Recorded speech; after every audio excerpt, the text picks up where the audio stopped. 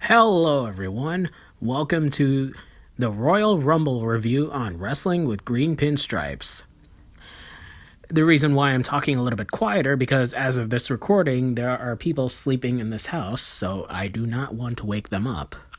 But nonetheless, I'm going to give my thoughts on the Royal Rumble, including the kickoff, as well as the overall grade for the show. And I also like to give a special shout out to LS Designs for the Royal Rumble countdown and the buzzer. So give him a subscribe on YouTube, and let's get right to it. Starting off with the kickoff match with the 205 Live roster featured Kalisto, Grand Metalik, and Lince Dorado facing off against TJP, Jack Gallagher, and Drew Gulak. It was a decent match to start off the kickoff. I want to let you guys know that Byron Saxton was filling in for Nigel McGuinness, and Nigel McGuinness was absent for NXT TakeOver the previous night because from what I heard that Nigel has a flu, so I really hope all goes well. The flu is no laughing matter. Anyway, decent match. Nothing too special, but I could tell all the cruiserweights have a chip on their shoulder because last week Enzo Amore was fired from WWE due to sexual harassment allegations that occurred a couple months back. The reason why he was fired is because of the cover-up, not exactly the crime, because it's still ongoing investigation at this point, and we'll see what happens from there. If he's innocent, he might come back. If he's guilty, it's over. But anyway, I noticed that the ropes were blue for the match, which I thought was pretty weird because 205 Live is the purple brand, and plus, this is not a SmackDown Live exclusive pay-per-view. This is a dual-branded event, so it was a little bit weird. And the one thing I would note is that Vic Joseph and Byron Saxton kept talking about a new 205 Live general manager for this Tuesday. Now, who's going to be the new GM of 205 Live? We'll see what happens from there. At the end of the match, the Luchadors, Kalisto, Grand Metalik, and Lince Dorado defeated the heels of TJP, Jack Gallagher, and Drew Gulak. And that is that. And the next match of the kickoff was the Revival against Gallows and Anderson of the Balor Club. It wasn't a bad match, and I know they were going from where they left off on Raw 25, where Gallows and Anderson faced off against Revival at the Manhattan Center last Monday, and it was not a bad match. I know they were just continuing the rivalry from there, and I know the Revival got revenge for Raw 25, and it was an alright match. It would have taken place on Monday Night Raw and made no difference, so it's really a 50-50 booking at best. And the final kickoff match was the Bobby Roode's U.S. Title Open Challenge. Mojo Rawley is the first to answer the challenge. It was a decent match, and Roode obviously retains the United States Championship, and hopefully we get to see even better U.S. Title Open challenges, because I definitely like the idea, especially when John Cena made it popular back in 2015 during his time as the U.S. champion. So hopefully Bobby Roode can make good on that and continue the U.S. Title Open Challenge every week on SmackDown. And now it's time for the main card, which is AJ Styles versus Kevin Owens and Sami Zayn in a 2-on-1 handicap match for the WWE Championship. It was definitely a solid match, and I know that Kevin Owens and Sami Zayn had put on their offense, and if you noticed, Sami Zayn was the one who did most of the work because it's reported that Kevin Owens has a back injury, so Sami Zayn did most of the work, and despite all the shenanigans that took place in the match, AJ Styles retained the WWE World Heavyweight Championship, and of course, Sami KO were in disbelief. I am not going to call them Cammy because it's spelled like Kami from Dragon Ball Z, so no, AJ Styles, I am not calling them Cammy, I'm just going to call them Sami KO. Solid match, though, to start the show. And the next match was the Usos against Chad Gable and Shelton Benjamin, otherwise known as Benjables, in a 2 out of 3 falls match for the SmackDown Tag Team Champions. Decent match. Wasn't that bad, but it ended kind of quick because the Usos defeated Benjables in a clean sweep, 2 out of 3. So I meant like there was no third fall match, and it felt short. That's all I could say. I mean, like, I had a little bit of expectations for this match, but it felt a little short, though. That's my take on it. Up next is the Men's Royal Rumble, which is taking place in the middle of the pay-per-view. Generally, the Men's Royal Rumble match takes place at the end of the pay-per-view, but because there is a Women's Rumble this year, the Men's Rumble is finishing off the first half of the pay-per-view. It was definitely a decent match. The surprise returns were Hurricane Helms and Rey Mysterio. Will Rey Mysterio be part of the 205 Live roster? We don't know. We have to see and find out.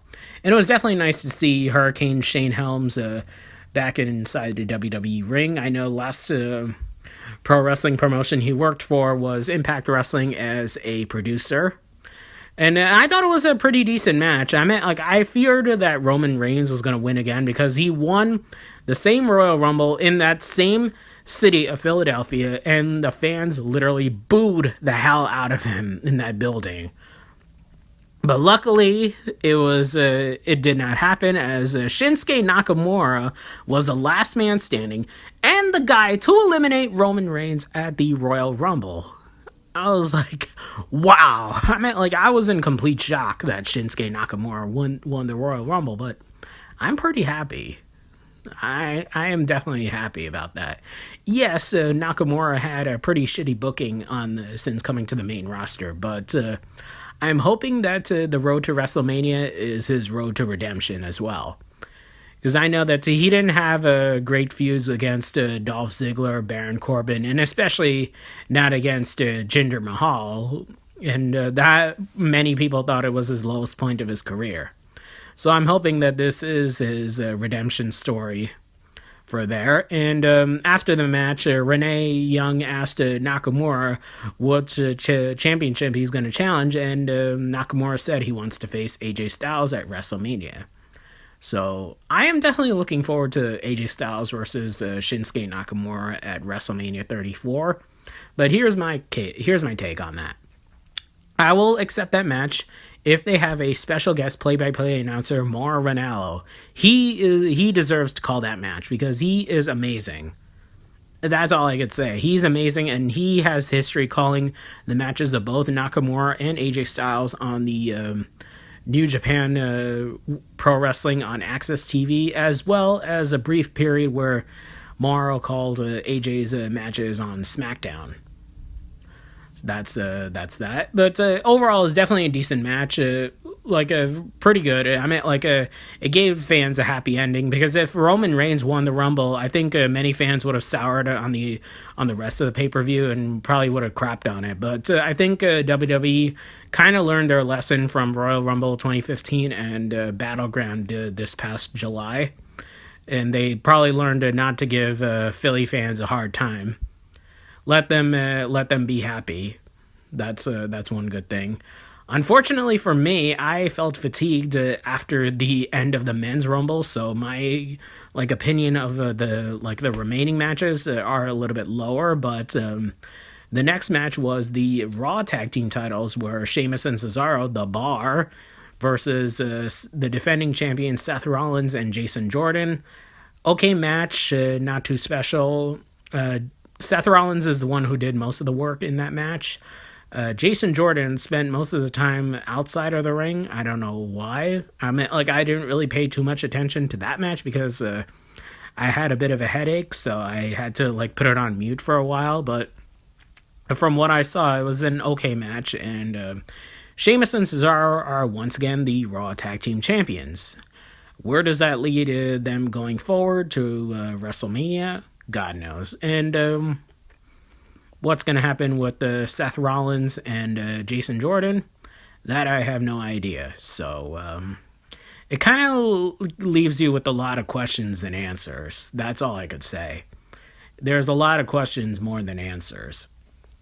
The next and last match of the undercard was the Universal Championship match between Brock Lesnar, the defending Universal Champion, against Braun Strowman and Kane.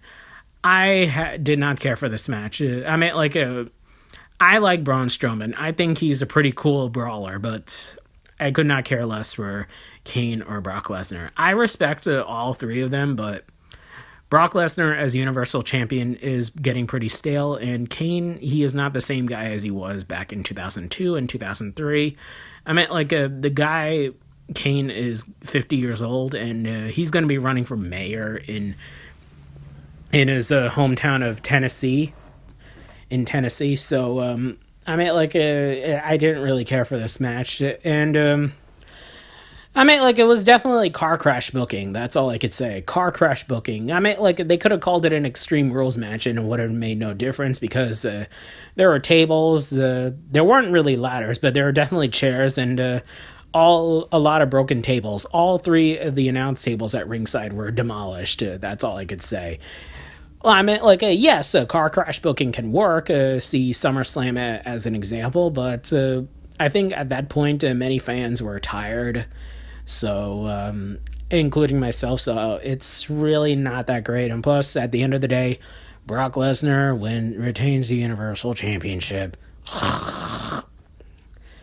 And that's that. The final match of the night was the Women's Royal Rumble.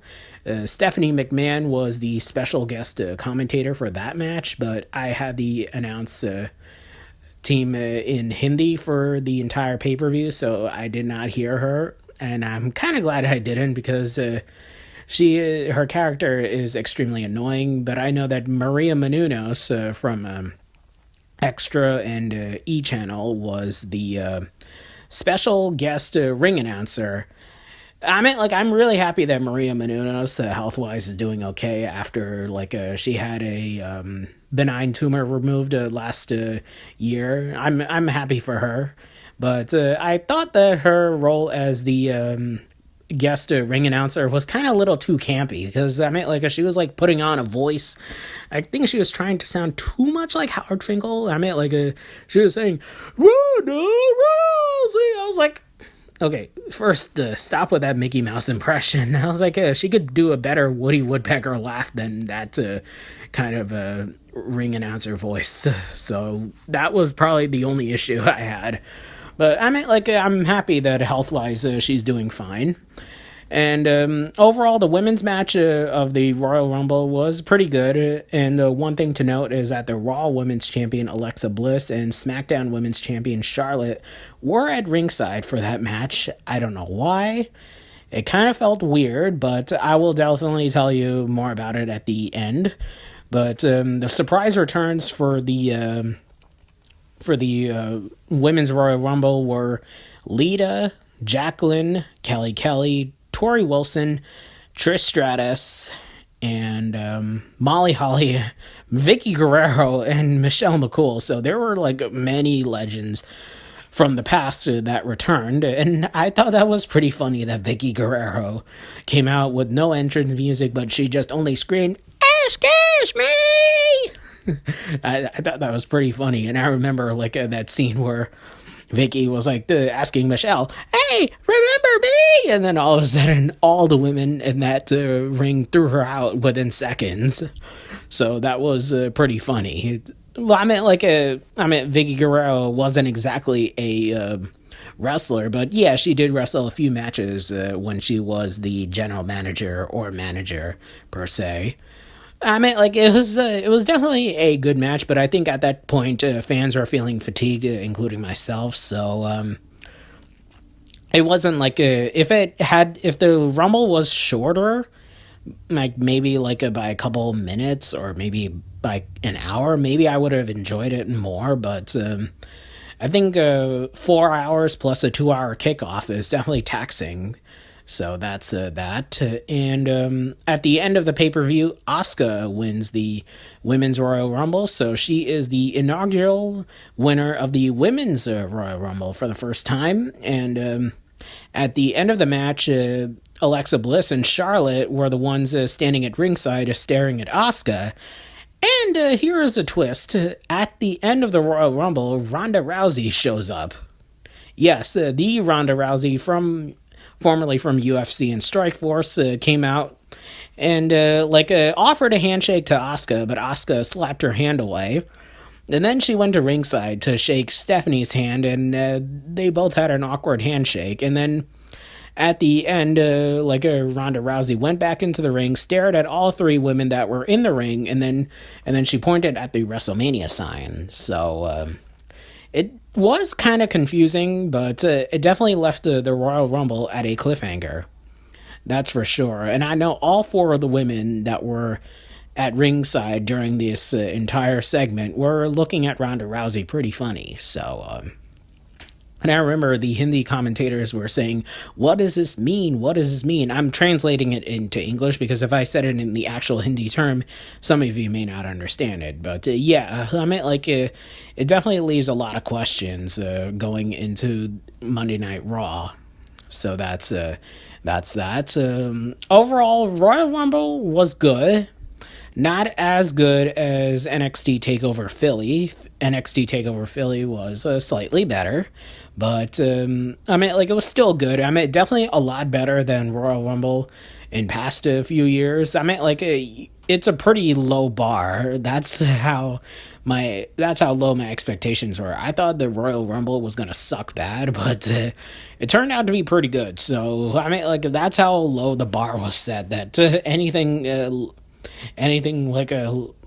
that's better is considered a good pay-per-view nowadays, according to the main roster.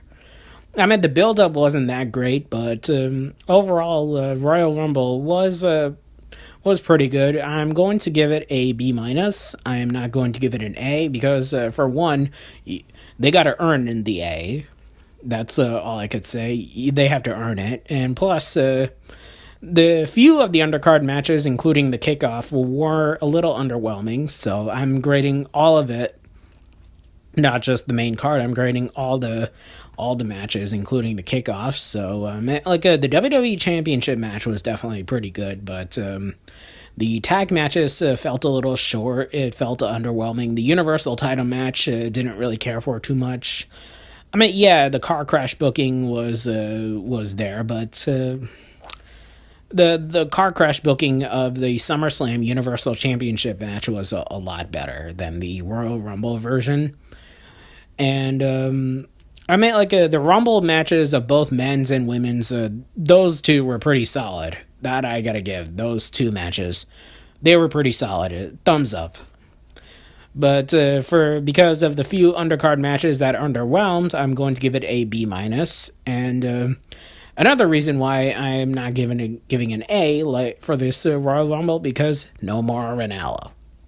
When he's on commentary, that gives an upgrade. If he was on commentary last night, it would have been. I would have gave it an A, a little, maybe like a B+. But I meant a no more Ranallo, so the commentary wasn't exactly that great, and that is that.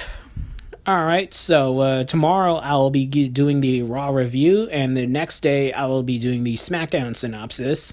We'll be covering both the shows that took place after the Royal Rumble, and then at the end of February, I'm going to be doing a review of the Raw exclusive pay-per-view Elimination Chamber that's taking place at the T-Mobile Arena in Las Vegas, Nevada.